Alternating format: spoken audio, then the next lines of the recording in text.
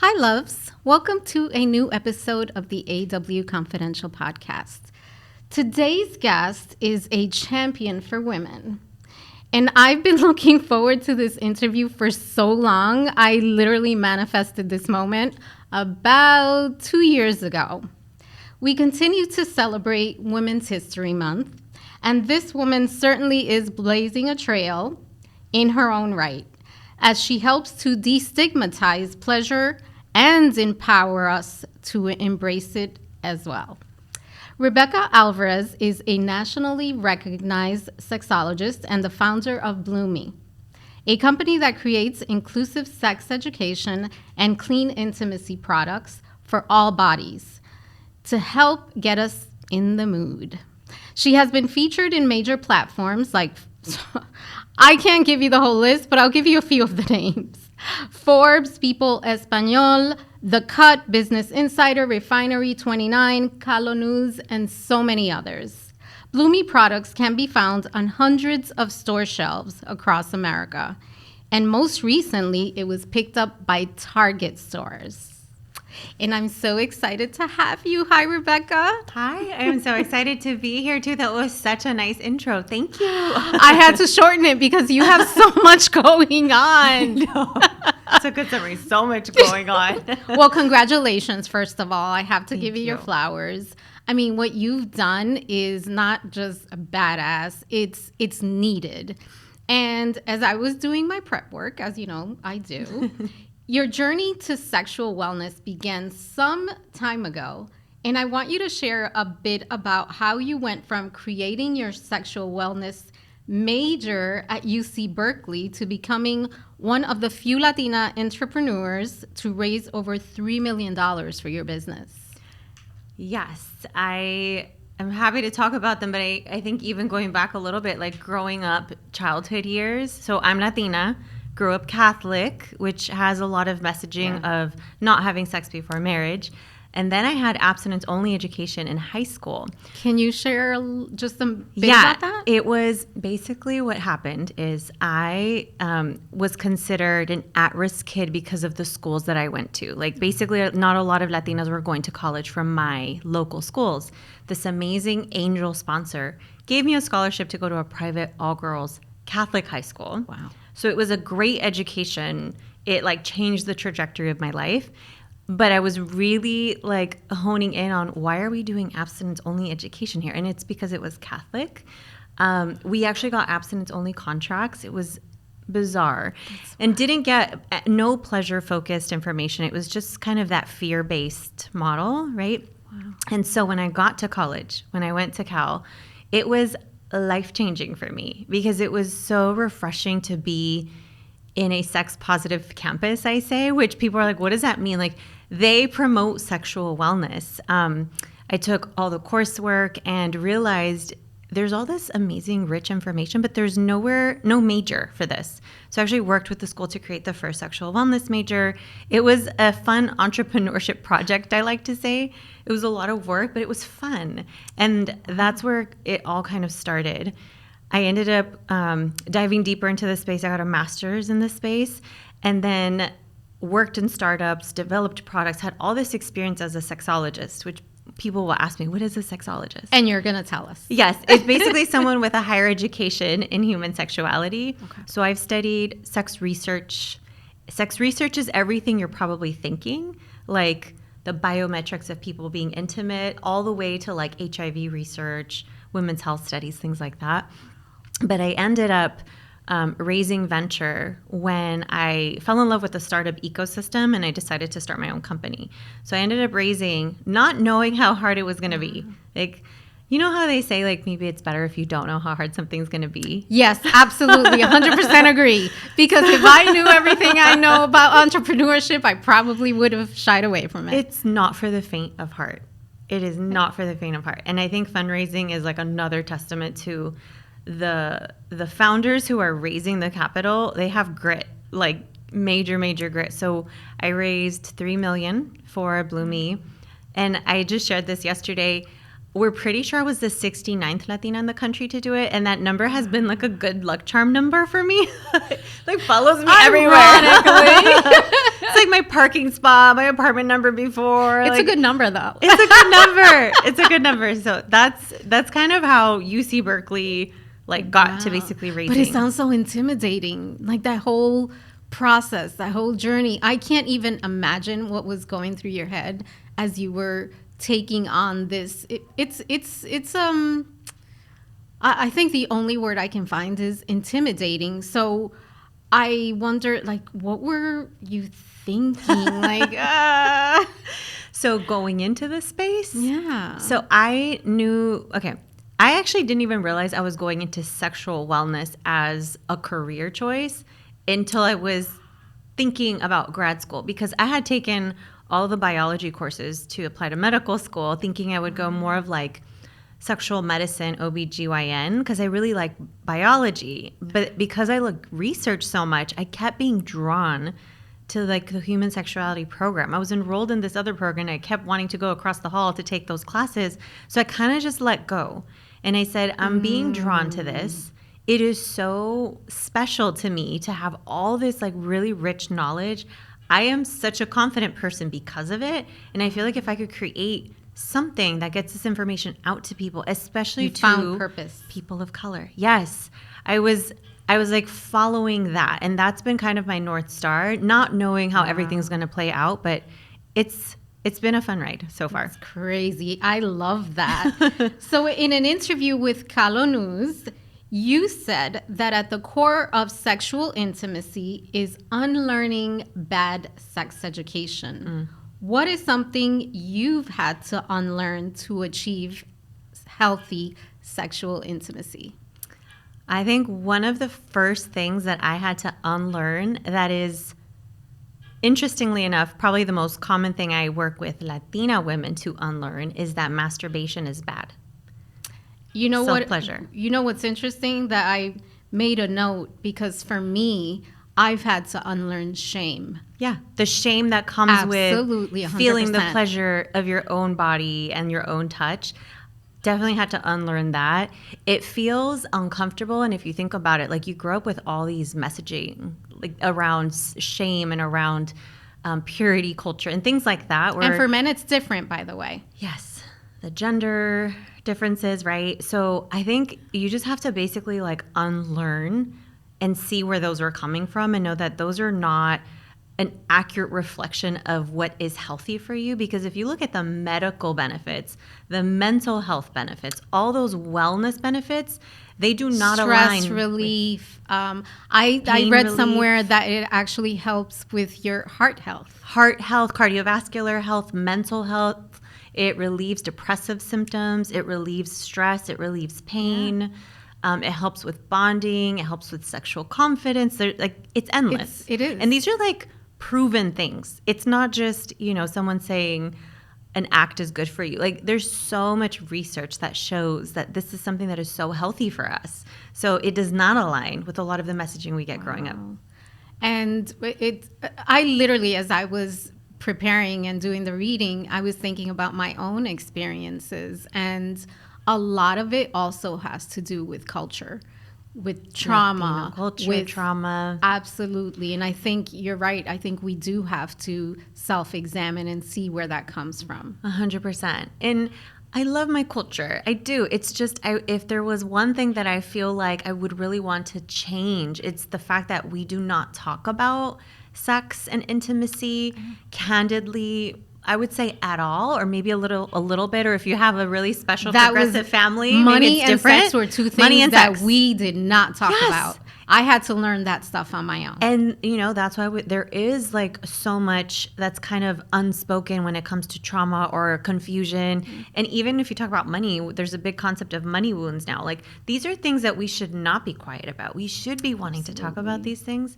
And you spoke about trauma. Unfortunately, in our communities, the rates are higher when we're talking about either just a bad experience, bad moment, all the way to sexual assault.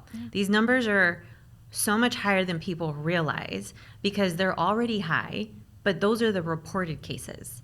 And it's just a shame that if we can't talk about the positive of sexual wellness,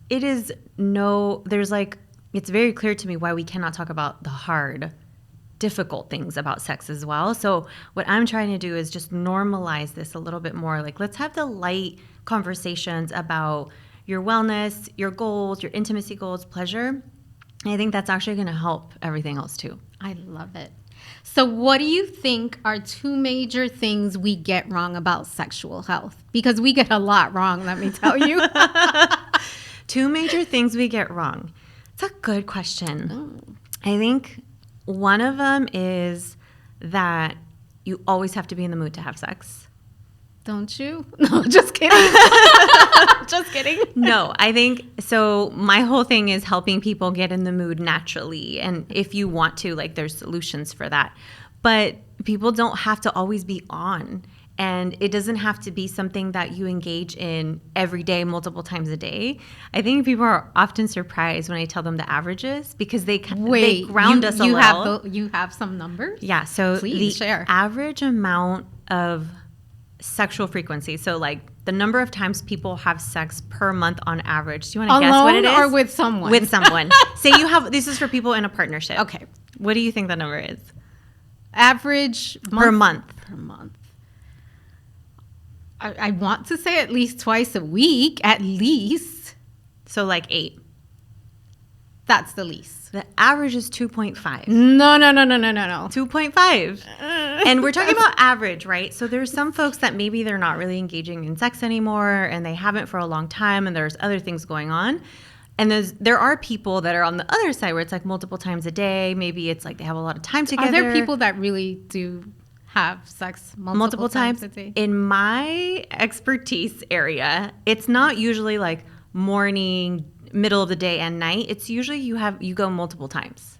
When they're saying multiple times a day, okay. Yeah, it's not as common as you have sex and maybe you have like 2 rounds or something. But it's 2.5. So I think that's the first thing. And then the second thing that I think people get wrong is I actually don't like the term sex education. I like the term intimacy education because I feel like sex education, it's a little alarming to hear the word sex for people. And I think it's a divisive concept. So when you have the concept of sex education for like elementary school, people, they lose it. They're like, what are we doing teaching kids about sex? We're actually not teaching kids about sex at that age. We're teaching them about their body, about privacy, about safety, about personal bubble. Like there's just a lot of things that we're doing that we shouldn't be calling sex education. So I like intimacy education because you can fit info about the body, about personal boundaries, and it becomes a little bit easier to talk about this stuff. Wow. I'm telling you, I just, woof, you blew me away right now. So with Bloomi, you are, and I want to thank you for the work you're doing because I do believe it's important. Thank you. You are breaking barriers, stigmas, and having honest conversations around sexual wellness and intimacy. You're encouraging a new mindset. And I'm curious as to what do you find to be the most significant shift that you've seen that signals that we are adopting healthier attitudes about sex and intimacy?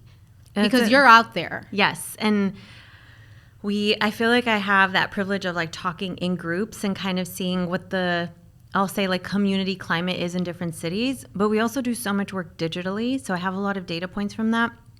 I would say the majority of people right now are doing so much searching. I read this study that was actually like mind-blowing for me. 1/3 of the world's website visits are going to porn. No. 1/3. And I didn't know it was that high. Wow. And I think that number is actually, as of last year, probably a little bit higher.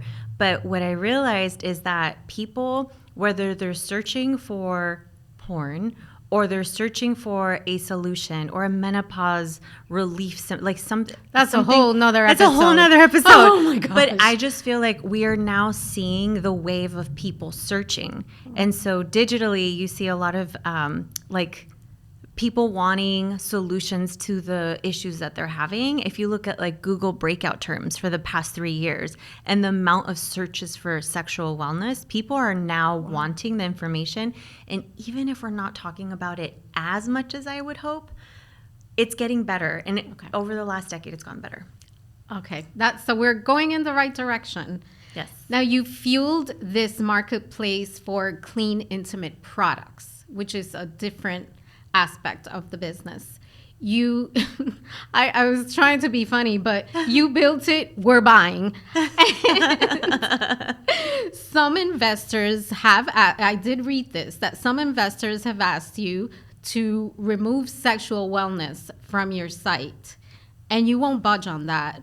So why is it so important for you? And kudos to you, because we see the male gender, manspreading and, and porn is okay for them. And there are all these things that they get to do. Yeah. And for us, it's like, no, you need to keep that, sweep it under the rug, keep it at home, hush, hush. So why has it been so important to you to say, no, you know what, I'm not doing it? It's exactly because of what you're saying. That double standard is something that I think just is impacting all of us in a negative way. There's something called a pleasure gap, where the amount of pleasure and orgasm that men, like heterosexual cis men, are having versus women, it's so different. There's such a big gap. Like, women are not experiencing orgasms as often as we think. And that example. We don't know our body. I think there's plenty of women out there who don't know their bodies. Yeah, even just like some terms that are good to know, like what's clitoris, vulva, vagina. Like those 3 things, where are they? How do you stimulate each? Like, or vagina, you don't stimulate actually. But I think that there's definitely, I think, a time and a space where I'm open to making adjustments for the business. But what you're talking about is when we first started, we were a marketplace, and I curated my favorite clean intimacy brands for my clients and for community. That's how we first started Bloomi. And I had an investor who was open to writing us a check, but said, I want you to take off the sexual wellness category and just keep feminine hygiene and body products. And I was like, this is an intimacy forward brand. Like that is the core of the business. Like, why would I do that? And I just thought it was so interesting because he was offering $100K. That is a lot of money. When you're trying to scale a startup, it's meaningful. It's just not enough for me to like actually consider, like, I don't know. I don't even think if he would have offered me $1 million, like, this is an intimacy company. You know what I mean? It made no sense to me. Like, sort of strips. Like, well, why are you investing then? Like I don't know. Well, it was brave, and it has paid off, hasn't it? It has. It's still hard, but yes. I feel that knowing that story makes me or sort of influences me to trust you more and what you're doing. Oh, love that. Because you're true to your, to your vision, to your purpose. So kudos to you. Yeah, thank you. Now, Bloomi has a line of lubricants and devices that are designed for self-care and sexual wellness. I heard that you launched a new product called Glow. Would you like to share with us how this new device is different from other massagers in your line? Yes, that's fun for me to do too. Okay, so yes, we have a lot of massagers, and this one in particular, it's now my favorite. And it's hard for me to have favorites, but out of the ones we have, they're all special for different reasons. But Glow warms up. So it's not like one shoe fits all. No. And you might be craving something like unique. Like maybe you need a mini vibe, which we call play, because you're traveling, you just want to put it in your travel bag. Or maybe you want a full body massager, which ours is fun because the handle doubles. I didn't even know there was such a thing. Full body massager? Oh my goodness. We will get you one. We have Caress. It's a full body massager, but the handle doubles as a pleasure product. You can insert it. So it's a double-sided.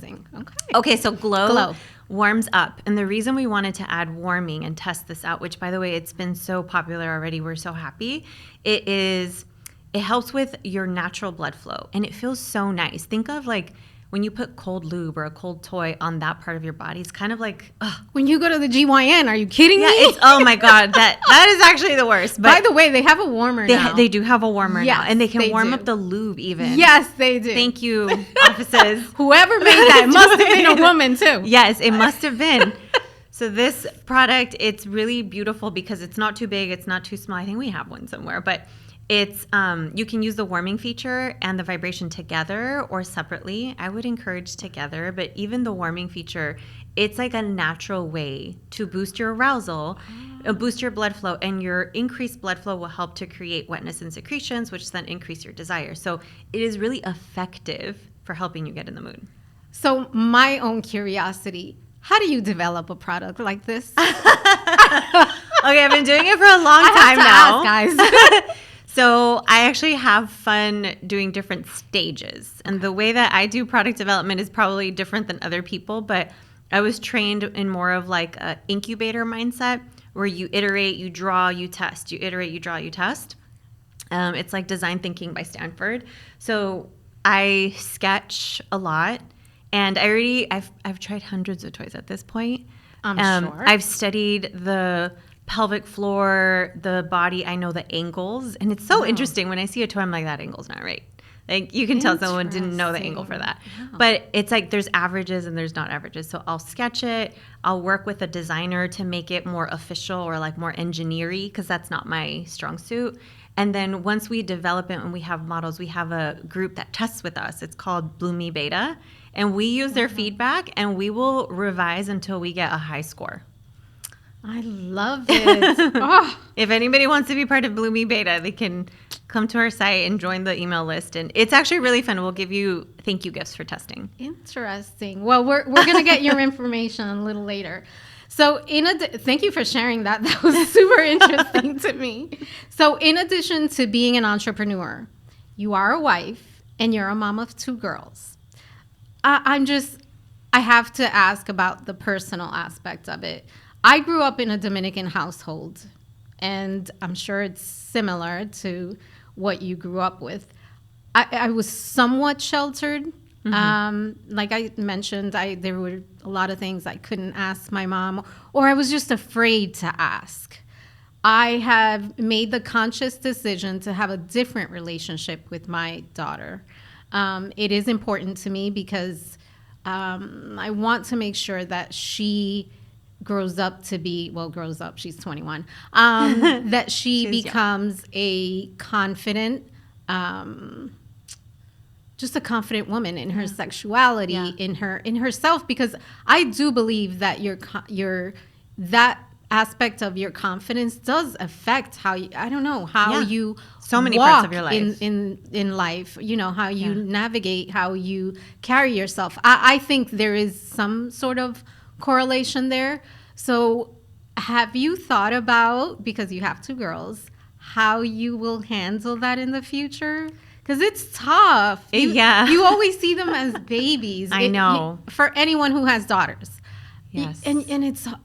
And I think that some of our own sort of ingrained, how we were raised ourselves, it does impact. We're changing it. Yeah. It's so beautiful that you're saying you want your daughter to be a confident woman and have that be a good part of her life, because I think that's very progressive of you. And I feel like our generation has had a little bit of a mind shift when it comes to this, and we are trying to be the more progressive generation. If you think of like your grandma, your abuelita, like she would like my grandma has passed, but she would probably be like, what are you talking about? Like, it would probably be like, ¿qué dices, niña? Like, so I think it's beautiful you're doing that. And yes, of course, I've thought about it with both of my girls, and it's so interesting because my teen wants nothing to do with me being a sex educator for her. Like, it's almost like mom is embarrassing at this age. I have a 5-year-old and a 16-year-old. I had my 16-year-old in college. You say the word vagina and they're like, what? Like, Mom, don't say that word. Don't talk to me. And I've had with my oldest, I've had multiple talks with her, which is best practice. And even then, she's just embarrassed about me talking to her about it. So I think she'll appreciate it more later. She has a boyfriend now, which I'm processing a lot of things. But I sat them both down. I was like, okay, you guys like each other? Way. We're going to talk about this. Yes. And I was just, I basically am an advocate of be real with them and be a resource for them. Because if they need something, you don't want them to be trying to go behind your back. If you can be that resource, if she's going to get on birth control, if we're going to have this conversation, like, you're going to come to me first and you're both going to talk to me about it. Like, so I was trying to be as open as I could with her, but I will say the one thing I wish I would have done with my oldest that I'm doing with my youngest is starting earlier.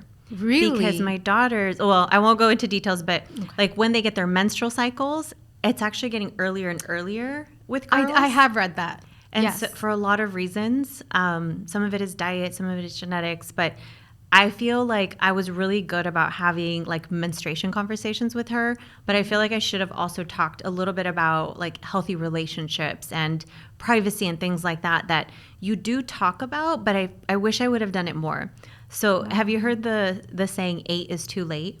No. Yeah, so you should talk to your children about sex, but age appropriate. You don't even have to use the word sex, but you can if you want to. And like safety and things like that before they turn 8, because there's a lot of interacting that's happening at that age and they're little. Like you don't even think to do that. But I have seen it happen where a lot of families are like, we're going to talk to them when they're teenagers, and things happen along the way. So I really encourage people to like have that open body safety dialogue. So my little one, she's like, I know, mommy, nobody can touch any of my bathing suit areas. I know, like, so that's important to me. And I kind of want to do like at some point in my career, like children's books on like, you know, like safety and like things like I think even could be how really helpful. To have a conversation. And how to like, what does pleasure mean when you're 10? It doesn't mean probably what you're thinking, but eating candy or chocolates could be pleasurable. Like, what does that word even mean, you know? I love that. Ooh, I'll be looking out for that. Now, I don't want to... Wait, I have to ask. I'm going to ask. We can always edit it out. What does your husband think about what you do? Oh, my God. I have to. Yesterday, somebody asked me, does your husband realize that he hit the jackpot because you're constantly in tune with this? And then I asked him last night, do you realize? And he's like, of course I do. So he's amazing. Okay. My husband is incredible. He is so patient. He is so supportive of this. Love that. And I kind of was good about when I was dating, weeding out people where it was like me being in sexology was like something that they were going to be immature about. My husband, I was always really impressed. Or intimidated. So he always passed tests. Like he always did a good job, but he's just like so supportive and loving. And of course we've now like helped with R&D with a lot of products. So he has fun too. I love that. Well, and thank you for sharing. You didn't have to. I don't want to end the interview without highlighting the importance of clean, intimate products. And I read this yesterday, and I was blown away. There was a little fear instilled in me. According to a Bloomi study that researched tampons, pads, sex toys, intimate care washes, and other feminine products, up to 98% of these items contain at least one toxic ingredient, allergen, or irritant. And to just make things worse, Latinas and Black women are disproportionately impacted, making them more susceptible to infections, BV, and STDs. That was so scary to me because honestly, I've never read that anywhere else. I'll be honest. It doesn't shock me anymore that other Latina and Black women when we're having these conversations haven't heard it before, but I really encourage people, I'll give you the highlights of this. Have those conversations with your friends and your family because it is really, really important. So what is happening is for Black and Latina women, our pH is higher. Our vaginal pH is higher. So what that means is we have a higher number. So if we have anything that throws off our pH and it goes up, we will get BV or we will get a yeast infection more easily than, say, Asian women or white women. So these cycles of BV yeast infections are just being really irritated. It's actually really common with Latinas and Black women, which is why there's also a cycle of a lot of women using feminine sprays. I was like, what are they called again? The feminine sprays that have a lot of fragrance, right? Because they feel like, oh my gosh, I feel like I have an odor, so I'll use this. And then it actually creates a really bad cycle. So a lot of the products that women are using that have fragrance or have dyes. Remember the douche? Just think, douches. Don't, unless if your OBGYN says use this medical douche for a certain reason. But because we have that higher pH, any product that we're using has to be clean. And if it's not, what it's doing is it's throwing off your own microbiome. It's like the strains of the microbiomes that we have are different. So that's what's making our pH higher.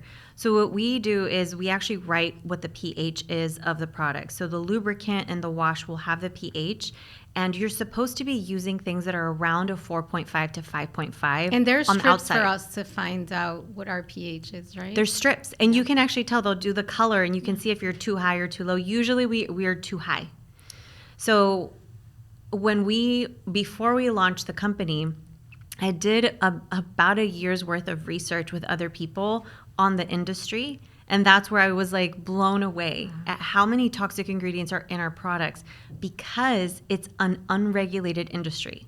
So people could be doing the douches, the washes, the whatever, and put anything they want in it, minus 6 ingredients that are banned in the country or whatever that is. So it's not regulated? Not regulated.